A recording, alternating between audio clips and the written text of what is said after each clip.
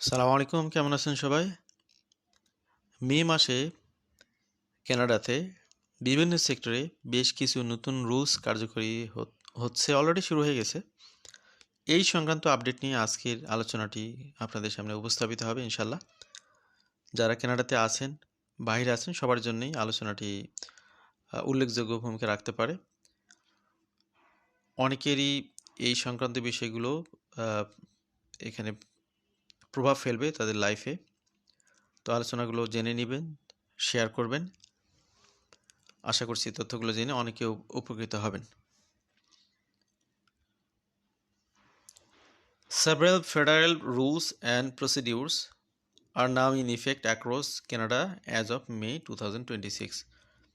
প্রত্যেক মাসেই কিছু না কিছু নতুন রুলস পরিবর্তন হয়, কার্যকরী হয়।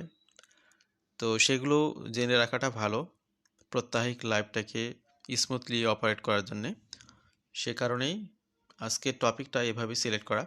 কোন কোন ক্ষেত্রে পরিবর্তনগুলো আসতেছে অ্যাট এ গ্ল্যান্স আমরা যদি জানতে চাই, এখানে দেখতে পাচ্ছেন আপনারা federal public service executives, individual taxpayers, interim federal health program beneficiaries, bank and federally regulated financial institutions, military housing occupations, certain vehicle manufacturers, poultry producers and visitors to specific parks Canada area in Cape Britton.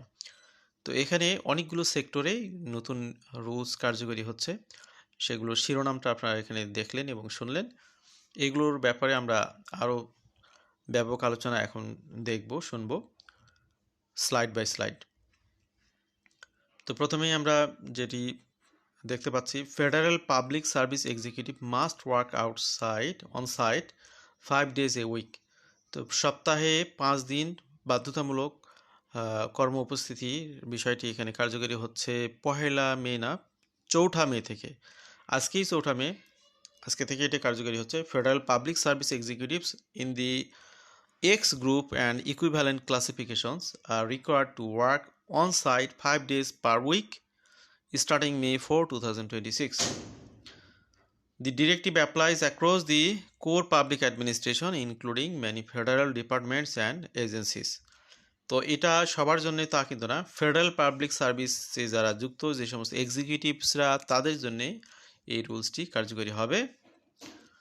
Organizations such as Canada Border Service Agency, Health Canada, Natural Resource Canada, Public Services and Procurement Canada, Statistics Canada fall within the Federal Public Service context. তো এগুলোই হচ্ছে এর মধ্যে পড়ে। এর বাইরেও আরও কিছু প্রতিষ্ঠান রয়েছে, সেগুলো আপনারা জেনে নিতে পারেন। এরপরে একটা পরিবর্তন এখানে আসতেছে, জাস্ট স্ট্যাটিক্যালেন্সি বলে রাখি। CRA year round post assessment reviews for 2025 tax Returns. The Canada Revenue Agency has shifted its post-assessment review process for individual income tax and benefits return to a year-round schedule starting in 2026. তো এখন কিন্তু review প্রসেসগুলো বছরব্যাপী ঘটবে tax assessment submit করার পরে, সেটাই এখানে তুলে ধরা হয়েছে। এবার আমরা আসি আর একটি রুলসে, new interim federal health program changes. তো এখানে ফেডারেল হেলথের অনেক সার্ভিস অনেকে পেয়ে থাকেন, সেক্ষেত্রে একটা পরিবর্তন আসতেছে। ইন্টারিম ফেডারেল হেলথ প্রোগ্রাম, এটাকে IFHP নামে ডাকা হচ্ছে। 1 মে থেকে তারা এখানে একটা নতুন রুলস কার্যকর করেছে অলরেডি। এখানে তারা বলতেছে যে বেশ কিছু সার্ভিস আছে যেগুলোর জন্য একটা পার্শিয়াল পেমেন্ট করতে হবে, ফুল ফ্রি সার্ভিস তারা দিবে না। Beneficiaries must now pay A portion of the cost for prescription medications and supplemental health benefits. তো বেসিক যে সমস্ত হেলথ সার্ভিস আছে সেগুলো ফুল ফ্রি থাকবে, কিন্তু এখানে প্রেসক্রিপশন মেডিকেশনস এবং সাপ্লিমেন্টাল হেলথ বেনিফিট সেগুলোর জন্য একটা পোর্শন আপনাদেরকে দিতে হবে। The federal government Sage beneficiaries R responsible for co-payment for each eligible prescription medication filed or refilled under the IFHP। নতুন রুলসের অধীনে $4 করে দিতে হবে, এই পার্টিসিপেশনটা থাকতেছে। এখানে আর একটা বিষয় এখানে তারা ইনক্লুড করেছে, they must also pay 30% of the cost of other eligible supplemental health products and service including dental care, vision care, counselling, psychotherapy, speech language therapy, assistive devices, home care, medical supplies or equipment, এগুলোতে 30% participation দিতে হবে খরচের, বাকি 70% government ভর্তুকি দিবে। The remaining eligible cost continues to be covered by the IFHP। তো basic health care benefit সেগুলো পুরাই ফ্রি থাকবে, সেক্ষেত্রে কোনো কো পেমেন্টের বিষয় নেই। এক্সট্রা যেগুলো সেগুলোর জন্যই দিতে হবে আপনাদেরকে।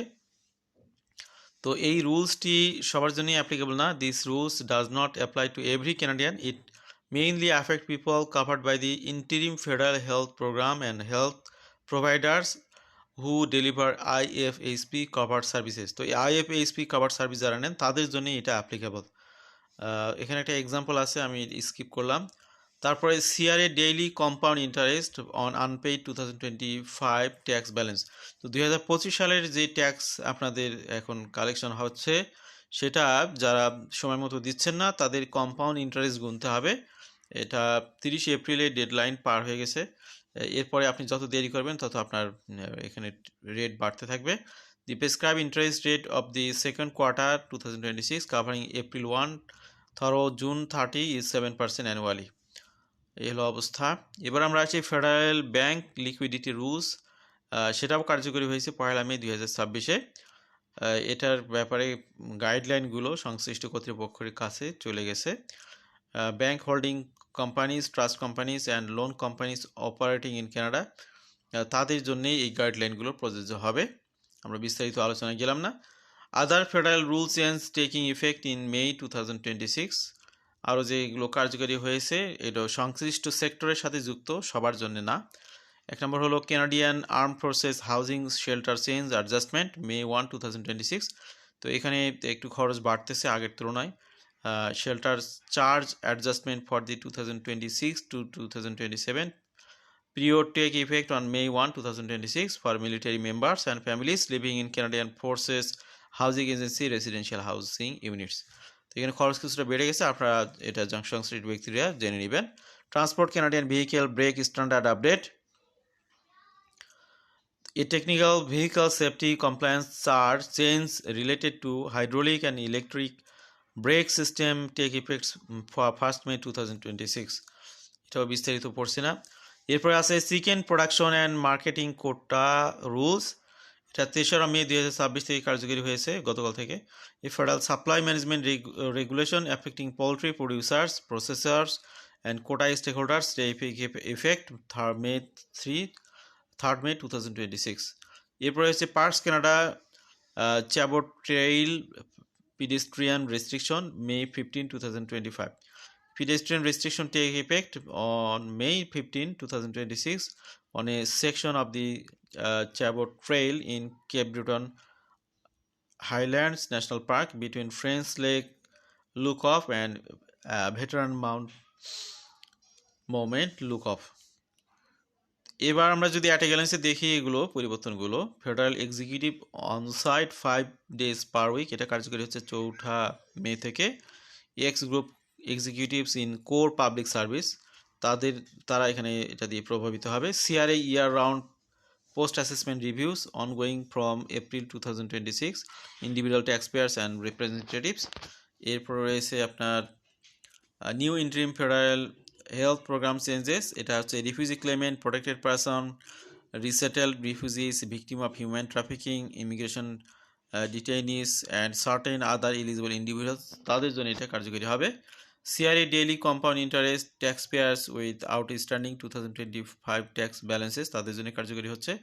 ওএসএফআই liquidity rules for financial institution, federally regulated bank এবং ট্রাস্ট কোম্পানিজ, তাদের জন্য এটা কার্যকরী হচ্ছে। Transport Canada brake standard update 1 May থেকে কার্যকরী হচ্ছে vehicle manufacturer and regulated business যারা করতেছেন তাদের জন্য। চিকেন প্রোডাকশন রুলস 3 মে থেকে কার্যকরী হচ্ছে পোলট্রি প্রডিউসার এবং কোটা স্টেক হোল্ডারদের জন্য। তারপরে রয়েছে 15 মে থেকে park Canada Chabot trail pedestrian restriction rules, এটা visitor to Cape Breton highland national park, তাদের জন্য কার্যকরী হবে। আজকের আলোচনার শেষ পর্যায়ে চলে এসেছি।